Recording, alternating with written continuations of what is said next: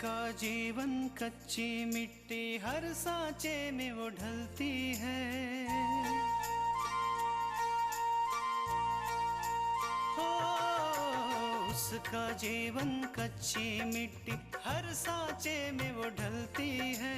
देती है जग को जियारा, खुद बाती बन जलती है। अपनों के नाम वो कर जाती है।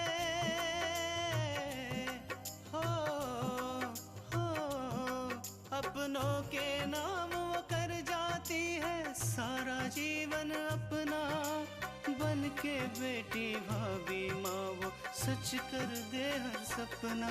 सुकन्या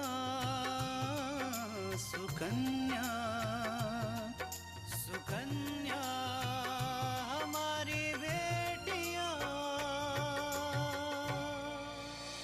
यकीनन हमने पिछले जन्म में कुछ अच्छे कर्म किए होंगे, जब इस जन्म में आकांक्षा जैसी बेटी मिली। कैसे अपने अपमान का बदला ले। हमें लागत है कि उनके घर में सब लोग इस शादी के खिलाफ हैं। पहले तो तुम हमारे घर अक्सर आया जाया करती थी, पिछले काफी लंबे अरसे से तुम हमारे घर नहीं आए, और यहाँ तक कि जब मैं हॉस्पिटल में था तुम मुझे देखने भी नहीं आई। वो क्या है सर कि मेरी शादी हो चुकी है।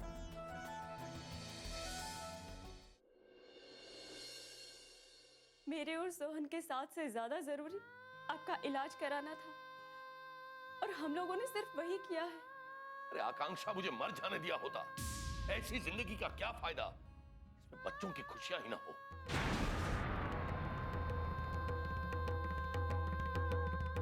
नहीं पापा, मैं खुश हूँ पापा, क्योंकि मैं जानती हूँ कि सोहन ने मुझे कोई धोखा नहीं दिया। अगर सोहन के परिवार के साथ भी ऐसा कोई हादसा हो जाता तो शायद मैं भी हंसते हंसते अपने प्यार का बलिदान कर देती। और पापा, सोहन ने भी तो वही किया है ना। उसने जो कुछ भी किया है हमारे परिवार के लिए किया है। मैं मानती हूँ कि इस सदमे को मैं पहले बर्दाश्त नहीं कर पा रही थी, लेकिन अब मैं ये अच्छे से समझ चुकी हूँ कि अगर मैं इस तरह से आंसू बहाऊंगी तो ये सोहन के प्यार का, उसके बलिदान का अपमान होगा। आकांक्षा ठीक कह रही है। सोहन ने हमारे लिए जो कुछ किया है उस पर हमें गर्व होना चाहिए, और न कि आंसू बहाने चाहिए। नहीं पार्वती, नहीं। जो कुछ भी हुआ है उसका सिर्फ और सिर्फ एक ही जिम्मेदार मैं हूं। और मैं चाहकर भी ये नहीं भूल सकता कि सिर्फ मेरे कारण मेरे बच्चों की खुशियां छिन गई। नहीं पापा, ये सब आपके कारण नहीं। शायद मेरे भाग्य में ही सोहन का साथ नहीं लिखा था। बस इतनी सी बात है। दीपक, अगर तुम इस तरह से परेशान हो जाओगे तो हम सबको कैसे संभाल पाओगे? पापा, जो कुछ भी हो गया है आप उसे भूल के नई जिंदगी की शुरुआत कीजिए, क्योंकि बीता हुआ कल तो हमारे बस में नहीं है, लेकिन हाँ, आने वाला कल तो हमारे हाथों में है।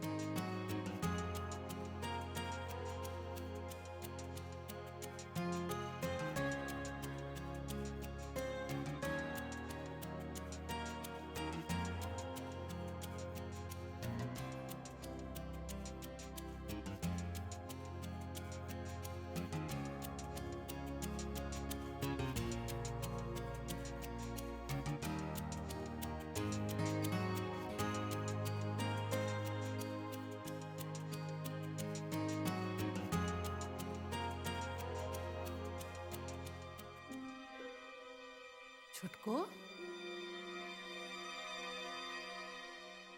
क्या सोच रहा है बाबा? कुछ नहीं दादी, बस ऐसे ही। कुछ काम था क्या दादी? ना बाबा, कोनो काम न रहा, बस यूं ही जी घबरा रहा है, यही लिए चले आए। एक बात बता बेटवा, पूजा से रिश्ता टूटेगा, तुमका बहुत दुख है ना?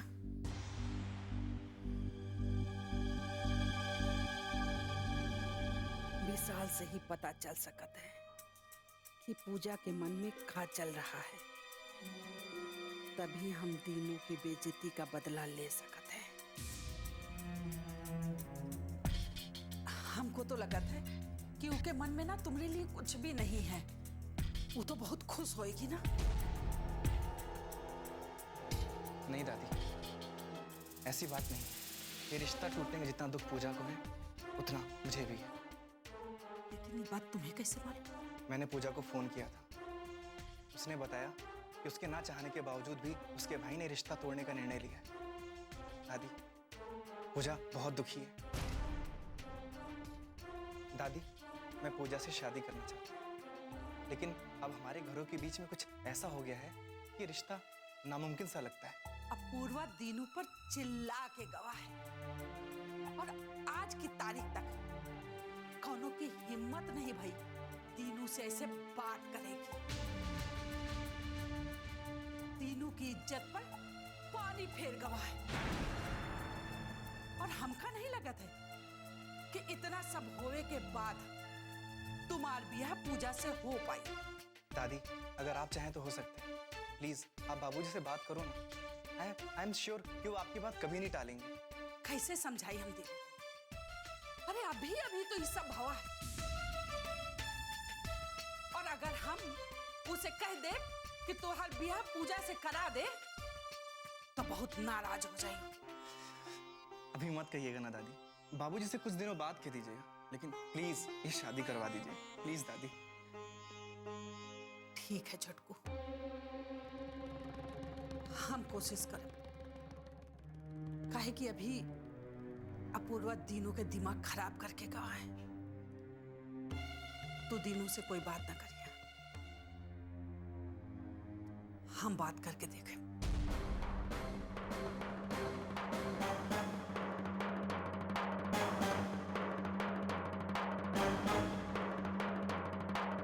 सुकन्या हमारी बेटियां,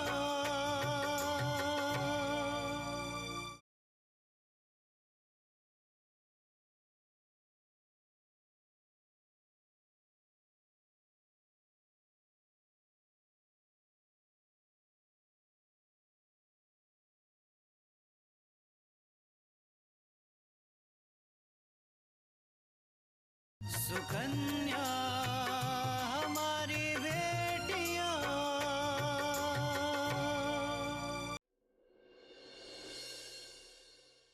क्या बात है भाई, आज सूरज सिर पर चढ़ाया और अपनी बहू रानी चाय नहीं लेकर आई?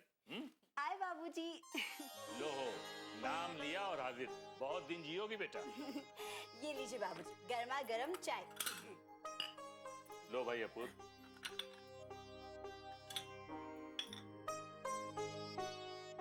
पूजा, चाय। मुझे नहीं पीनी चाय। पूजा, तुम चाय क्यों नहीं पी रही हो? चाय न पीने से तुम्हारे सर में दर्द होता है ना? माँ, आजकल चाय पीने के बाद भी सिर में दर्द रहता है। अच्छा पूजा, आज तुम्हारे लिए हम नाश्ते में क्या बनाएं? मुझे नाश्ता नहीं करना है। इसका मतलब क्या है पूजा? कृष्णा तुमसे जो पूछ रहे उसका सीधा सीधा जवाब क्यों नहीं देती? अपूर, ये पूजा और हमारा सीक्रेट है। अगर वो कहे कि उसे नाश्ते में कुछ नहीं चाहिए, इसका मतलब है कि उसे गर्मा गर्म आलू के पराठे खाने हैं। हम अभी बना देते हैं। अरे अरे बहू बैठो, अभी चाय तो पी लेने दो, फिर उसके बाद बना लेना। थोड़ी देर तुम भी आराम कर लो, नाश्ता तो फिर बन जाएगा। जी माँ जी। माँ जी, हम सोच रहे थे कि आज हम अपने घर चले जाएं। अरे इसमें सोचने वाली क्या बात है? और वैसे भी भाई साहब जब से हॉस्पिटल से आए हैं तुम घर नहीं गई हो, तुम जरूर जाओ। हाँ माँ जी, और आकांक्षा कह रही थी कि पापा को सोहन के बारे में सब पता चल गया है, इसलिए पापा आकांक्षा को लेकर बहुत परेशान भी है। दुख की तो बात है ही। भाई साहब तो अपने आप को ही इन सब बातों के लिए दोषी मान रहे हैं। हाँ बाबूजी, इसलिए एक बार हम पापा से मिलकर उनसे इस बारे में बात करना चाहते हैं, उन्हें समझाने की कोशिश करेंगे। दुल्हन तुम जाओ, तैयार हो जाओ, अपूर्वा तुम्हें छोड़ देगा। नाश्ता तो पूजा बना लेगी। माँ, मैं नाश्ता नहीं बनाऊंगी।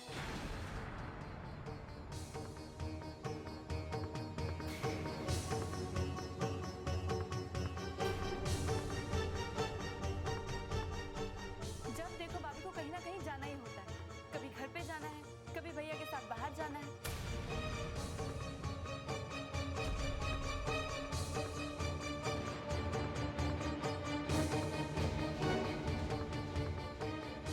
ऐसे में घर का काम तो मुझे ही करना पड़ता है ना।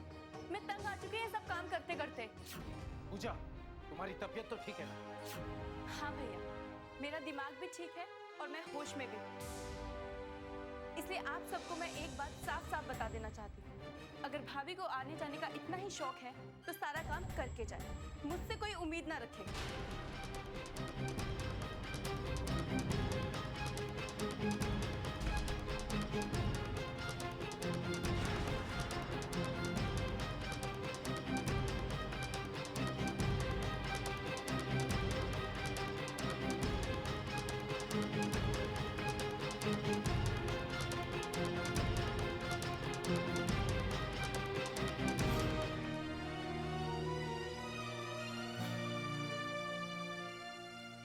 अपूर्वा, पता नहीं पूजा क्या बोल रही है। इसे क्या हो गया है? माँ जी, पूजा के साथ पिछले दिनों जो कुछ भी हुआ उससे वो बहुत ज्यादा दुखी और परेशान है।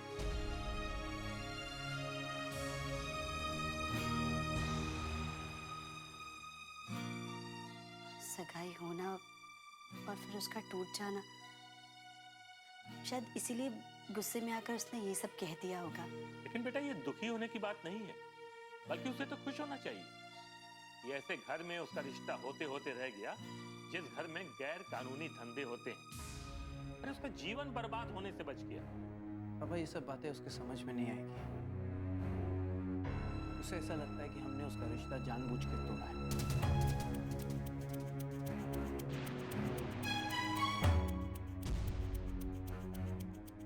देखा नहीं आपने किस तरह से बात करके गई है? आप ये क्या कह रहे हैं? पूजा को समझाने के बजाय आप उससे नाराज हो रहे हैं। पूजा हमारी अपनी है और हमारी अपनी होने के नाते वो हम पर इतना गुस्सा कर रही है। हम लोग पूजा को थोड़ा समय दे देते हैं, हो सकता है कुछ दिन बाद वो खुद संभल जाएगी।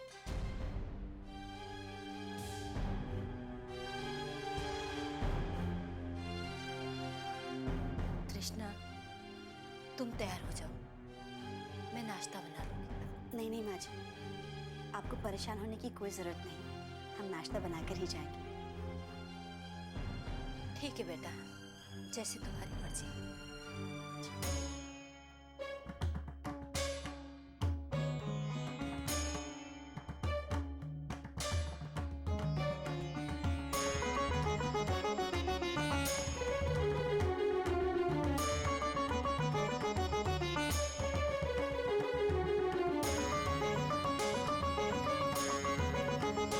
सुकन्या हमारी बेटियां।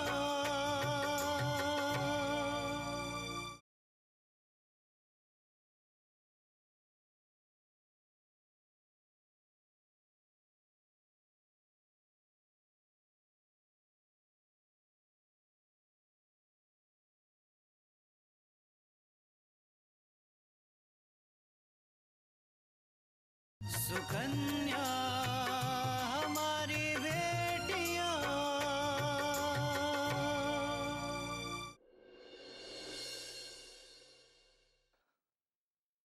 बाबूजी, आपने बुलाया? हाँ विशाल, आओ बैठो।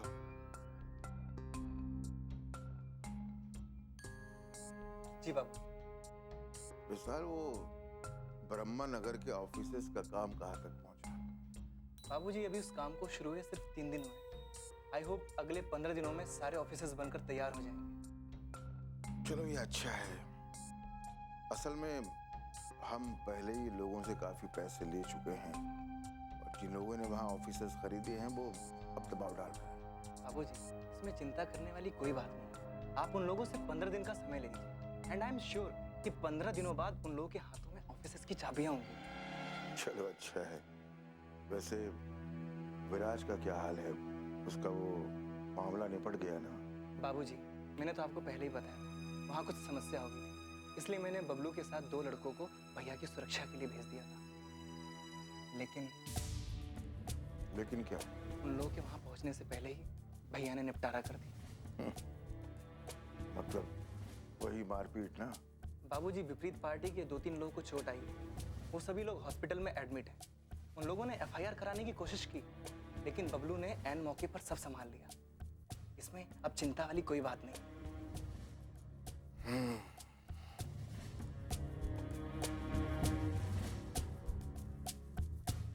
चिंता कैसे न करें विशाल। विराज ने जिनसे दुश्मनी मोल ली है वो बहुत ही खतरनाक लोग हैं। कहीं दुश्मनी निकालने के चक्कर में विराज को कुछ कर न बैठे। बाबूजी, ऐसी बात नहीं है। आप तो विराज भैया को जानते हैं, वो अपने अलावा और किसी पर विश्वास नहीं करते और दुनिया में चाहकर भी कोई भैया का कुछ नहीं कर सकता। हीरे जैसा लड़का है मेरा। आज तक जो भी काम दिया पूरा करके ही वापस लौटा है। न कभी किसी बात के लिए मना किया, न पलटकर जवाब ही दिया। लेकिन उसकी सारी खूबियां उसके गुस्से के आगे बेकार है विशाल। बाबूजी, आप तो जानते ही हैं, भैया का गुस्सा ही दुश्मनों को डरा कर रखता है, वरना आजकल शांति से कोई बात नहीं बनती। शायद तुम ठीक कह रहे हो, लेकिन फिर भी विराज का ध्यान रखा करो। उसके आसपास अपने कुछ खास किस्म के आदमी रखो ताकि वक्त पड़ने पर उसके काम आ सके। जी बाबूजी। सुनिए जी, हमने सुना है कि विराज आ रहा है। कब आ रहा है? कुछ खबर थी उसे? नहीं, वैसे भी विराज कभी बता के आता है?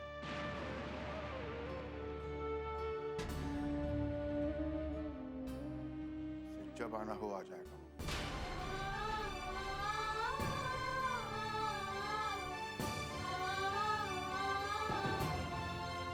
विराज आ तो रहा है,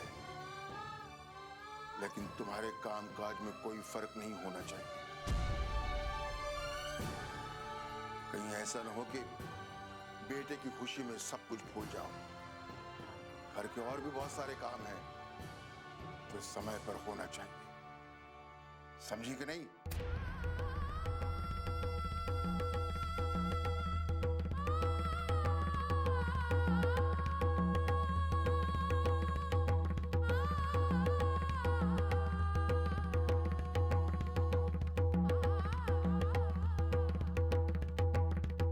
सुकन्या हमारी बेटियां।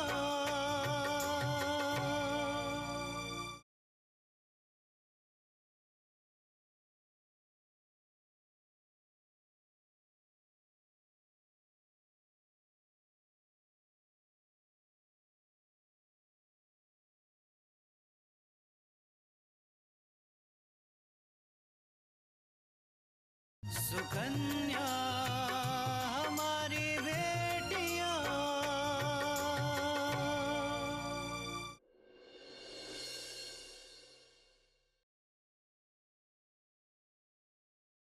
दीदी, आकांक्षा सरप्राइज। पापा, कैसे हैं आप? कैसा दिख रहा हूँ? एकदम फिट। दीदी, माँ छत पे कपड़े सुखाने गई है, मैं भी उनको बुला कर लाती हूँ। ठीक है। आओ त्रिशा बेटा बैठो। बेटा आने से पहले कम से कम फोन तो किया होता। हाँ तो तेरे पसंद का खाना बना लेते। अचानक से ही प्रोग्राम बन गया दादी। वैसे भी माँ जी ने कहा कि जब से पापा घर पर आए हैं हॉस्पिटल से, तब से हम उनसे मिलने के लिए एक बार भी यहाँ नहीं आए, तो बस हम यहाँ मिलने आ गए। त्रिशा बेटा, भाई साहब और बहन जी कैसे? पापा वो लोग कुछ परेशान से हैं। क्यों, क्या हुआ? दादी आप लोगों को तो पता ही था ना कि पूजा का रिश्ता तय हुआ था, लेकिन सगाई के बाद हमने वो रिश्ता तोड़ दिया। लेकिन ये सब हुआ कैसे बेटा? पापा हम लोगों को उनके बारे में बाद में पता चला। वैसे तो वो लोग काफी अमीर हैं, लेकिन उन्होंने जो भी पैसा कमाया है वो अवैध रूप से कमाया हुआ है।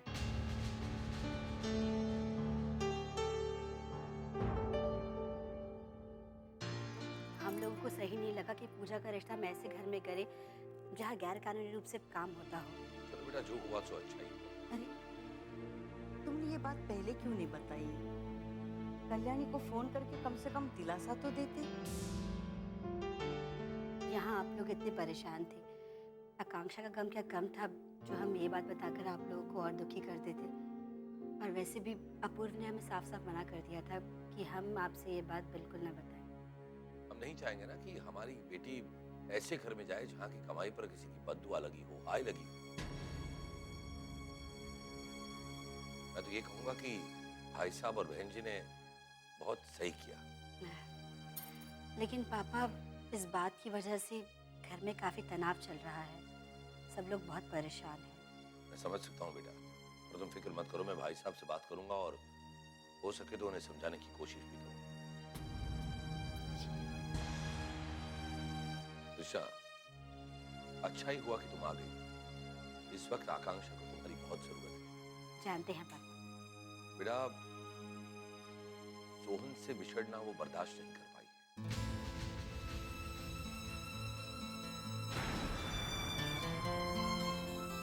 भले ही वो अपने मुंह से कुछ कहती ना हो, जब सबके सामने होती है हंसती रहती है, बड़ी बड़ी बातें करती है, पर मैं जानता हूं कि जब वो अकेली होती होगी तो बहुत रोती होगी। हाँ पापा, आप बिल्कुल सही कह रहे हैं, लेकिन हमें पूरी उम्मीद है कि आकांक्षा के ये घाव धीरे धीरे जरूर भर जाएंगे।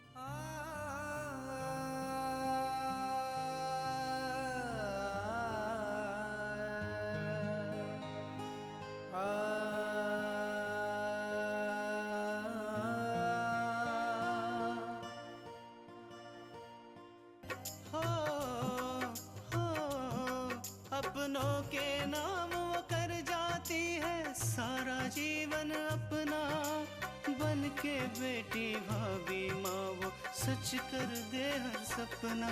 सुकन्या सुकन्या